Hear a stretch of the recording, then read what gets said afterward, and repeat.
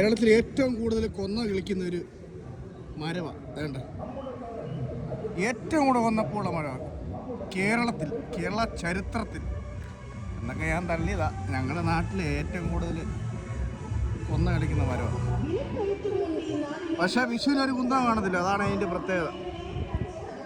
ഇതിലും ഉണ്ടായിരുന്നു കേട്ടോ, ഇവ പൊഴിഞ്ഞു പോയതാ. സൂപ്പർ സാധനമായിരുന്നു, എന്തോ ലുക്കാണ് വേണ്ട. മൊത്തം എല്ലാ ഇതിലും കണ്ടോ, തുമ്പത്ത് വരെ ഉണ്ട് കണ്ടോ.